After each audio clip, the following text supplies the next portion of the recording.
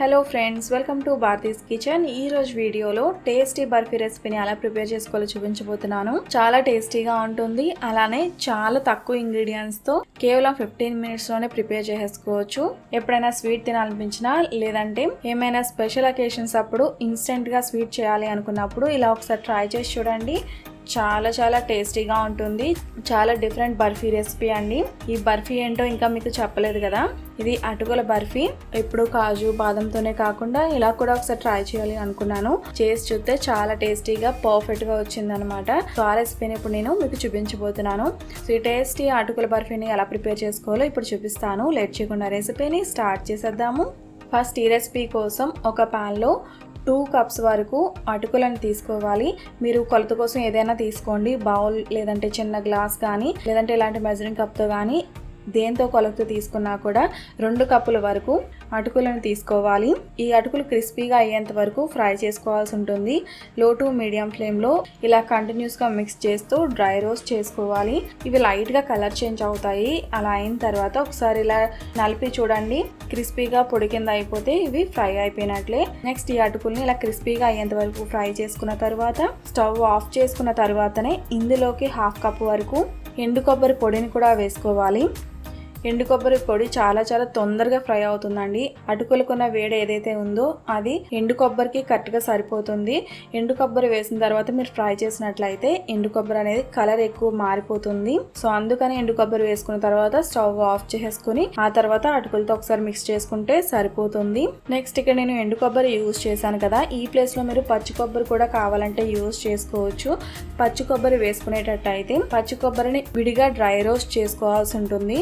అలా విడిగా dry roast చేసుకున్న తర్వాత మిక్సీ జార్లోకి ట్రాన్స్ఫర్ చేసుకోవాలి. కొబ్బరి ఫ్లేవర్ మీకు నచ్చినట్లయితే కొబ్బరిని పూర్తిగా స్కిప్ చేసేయచ్చు. నెక్స్ట్ ఈ అటుకులని చల్లారేంత వరకు కూడా పక్కన పెట్టేసుకోవాలి. చల్లారిన తర్వాత ఒక మిక్సీ జార్లోకి ట్రాన్స్ఫర్ చేసుకుని వీటిని కోర్స్గా గ్రైండ్ చేసుకోవాలి. మెత్తగా పొడిగా అయ్యేంత వరకు గ్రైండ్ చేయకండి. ఇక్కడ చూపిస్తున్న విధంగా రవ్వలా ఉండాలి. ఇలా రవ్వలా ఉన్నట్లయితే పలుకుగా ఉండి తినేటప్పుడు బాగుంటుంది. నెక్స్ట్ ఈ పొడిని పక్కన పెట్టుకుని పంచదార కరిగించుకోవాల్సి ఉంటుంది. దానికోసం ఒక ప్యాన్లో 1 cup వరకు పంచదారని వేసుకుని 1/2 cup వరకు వాటర్ని కూడా వేసుకోవాలి.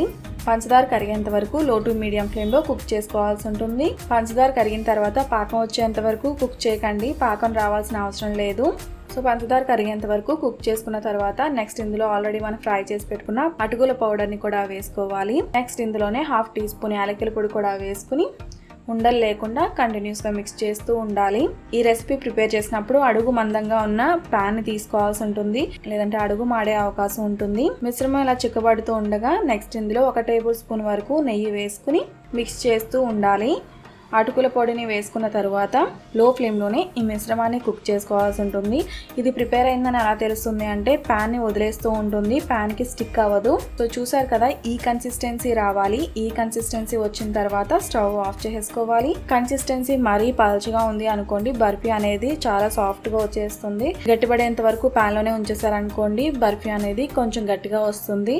సో మీడియంగా ఉండేలా చూసుకోవాలి. ఇక్కడ చూపిస్తున్న విధంగా ఈ కన్సిస్టెన్సీ ఉండాలి. ఇలా ప్రిపేర్ చేసుకున్న మిశ్రమాన్ని ఆల్రెడీ గ్రీస్ చేసి పెట్టుకున్న బటర్ పేపర్ మీద వేసుకోవాలి. బర్ఫీలు ప్రిపేర్ చేసినప్పుడు మాక్సిమం ఇలా బటర్ పేపర్ కి నెయ్యిని గానీ లేదంటే నూనెను గానీ అప్లై చేసుకుని బర్ఫీ మిశ్రమాన్ని వేసుకున్నారనుకోండి, రిమూవ్ చేసినప్పుడు అతుక్కోకుండా ఉంటాయి. సో ఇలా మిశ్రమాన్ని వేసుకున్న తర్వాత ఫ్లాట్ గా అడ్జస్ట్ చేసుకోవాలి. నేను ఇక్కడ స్పాచులాతో అడ్జస్ట్ చేస్తున్నాను కదా, మీ దగ్గర స్పాచులా లేనట్లయితే చపాతీ కర్రతో రోల్ చేసుకోవాలి. చపాతీ కర్రతో రోల్ చేసుకున్నట్లయితే ఫ్లాట్ గా సమానంగా వచ్చేస్తుంది. మిశ్రమం ప్రిపేర్ అయిన తర్వాత చాలా ఫాస్ట్ గా చేయాల్సి ఉంటుందండి మిగతా ప్రాసెస్ అంతా కూడా. మిశ్రమం ప్రిపేర్ అయిపోయిన వెంటనే గ్రీస్ చేసుకున్న బటర్ పేపర్ మీదకి వెంటనే ట్రాన్స్ఫర్ చేసుకుని ఇలా అడ్జస్ట్ చేసుకోవాల్సి ఉంటుంది. ఇది ఏమాత్రం కొంచెం చల్లారినా కూడా ఇలా ఫ్లాట్ గా రాదు, పగుళ్ళు అనేవి వచ్చేస్తాయి. నెక్స్ట్ ఇలా సెట్ చేసుకున్న తర్వాత వేడిగా ఉండగానే దీనిపైన సిల్వర్ లీవ్స్ ని అప్లై చేసుకోవాలి. సిల్వర్ లీవ్స్ అనేది కంప్లీట్ గా ఆప్షనల్ అండి, అందంగా కనపడడానికి మాత్రమే సిల్వర్ లీవ్స్ ని అప్లై చేస్తున్నాను. వీటిని సిల్వర్ లీవ్స్ అంటారు. ఇవి ఆన్లైన్ లో కానీ లేదంటే బేకరీ మెటీరియల్ షాప్స్ ఉంటాయి కదా, అక్కడ కూడా అవైలబుల్ ఉంటాయి. సిల్వర్ లీవ్స్ వేసుకున్న తర్వాత కొద్దిగా వేడిగా ఉండగానే ఇలా నైఫ్తో కట్ చేసేసుకోవాలి. ఒక సైడ్ అంతా స్ట్రైట్గా కట్ చేసుకున్న తర్వాత ఇంకొక సైడ్ నుంచి క్రాస్గా కట్ చేసుకున్నట్లయితే డైమండ్ షేప్లో వస్తాయి. సో చూసారు కదండి, ఇలా చాలా సింపుల్ గా ఇంట్లో ఉన్న ఇంగ్రీడియంట్స్ తోనే, అంతేకాకుండా తక్కువ ఇంగ్రీడియంట్స్ తోనే అప్పటికప్పుడు ఇలా స్వీట్ ని ప్రిపేర్ చేసుకోవచ్చు. నా ఈ స్వీట్ రెసిపీ మీకు నచ్చిందని అనుకుంటున్నాను. ఈ రెసిపీని మీరు తప్పకుండా ట్రై చేయండి. అటుకులు అనేవి ఇంట్లో కామన్ గా అందరికీ ఉంటూ ఉంటాయి.